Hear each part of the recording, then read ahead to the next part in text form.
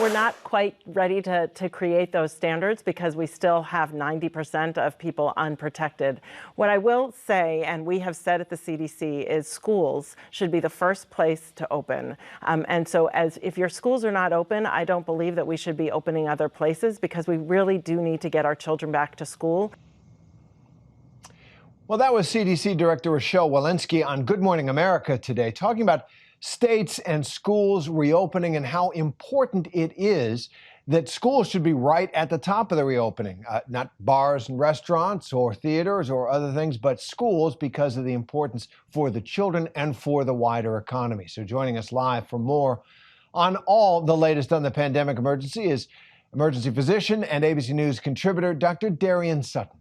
So, Dr. Sutton, thanks for being with us again. Let me ask you about this question of reopening schools and reopening, as Texas had, and we just saw, reopening the whole state. What impact do you think these moves will have on what everybody wants, which is a return to normalcy? Well, Terry, I think it's a step into our new normal as we begin to have more and more people vaccinated against this virus. But the question still looms over whether or not children are serving as high risk factors for transmission of this virus.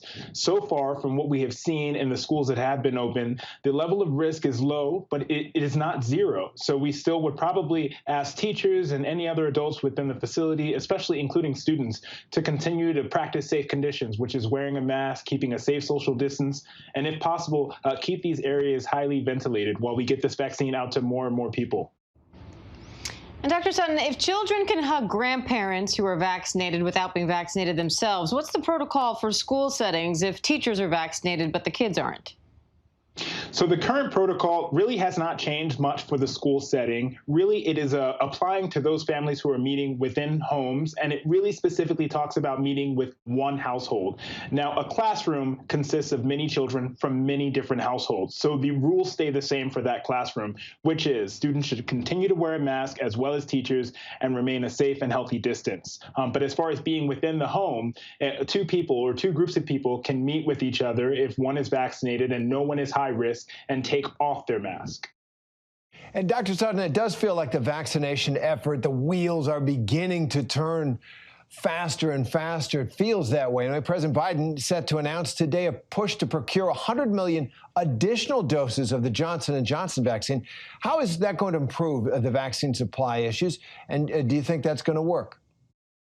Well, I'm hopeful, but we have to also understand that the Johnson & Johnson capacity or the availability is relatively low compared to Moderna and Pfizer. So we're hoping that this helps increase our numbers as we start to roll out this vaccine. So far, we're currently above the 2 million goal point that we had discussed last time, giving out vaccines per day. So that means that our trajectory of getting to that 70% of people vaccinated to achieve that vaccine-induced herd immunity can come as early as this summer. But right now, it's proving more and more difficult as we try to get into communities of need and get this vaccine into the people who need it. And Dr. Sutton, COVID variants now account for 51% of new cases in New York City. Over 3,000 cases of variants have been confirmed across the country. So what do we know about these vaccines protecting against variants right now? The data is really preliminary, and I will state that this is not the first time we've seen new variants, and it certainly will not be the last. As viruses transfer from person to person, the increased possibility of variation, mutation, and change increases, which is why we try to focus on mitigating that risk as much as possible. So far, we have seen that there is some benefit of the Johnson & Johnson vaccine against these variants, for example, commonly found in South Africa. And right now, we have new preliminary data on serology or blood testing that looks to see if there is an antibody response that is appropriate from those who have received the Moderna and the Pfizer vaccine against these variants, and that has proven to be appropriate. However, that does not immediately apply to real-life situations. Right now, the number of people who have gotten the vaccine, it's actually proving quite effective. We have not seen many people coming into the hospital who have been vaccinated with symptomatic COVID-19. So that is reassuring. But we have to remain really, really vigilant and cautious at this time. And anyone who were to become infected with COVID-19 after the vaccine, I think requires genomic testing, isolation, so that we can better understand whether or not these variants are posing more risk to us. All right, Dr. Darian Sutton, it's always great to have you. Thank you. Thank you.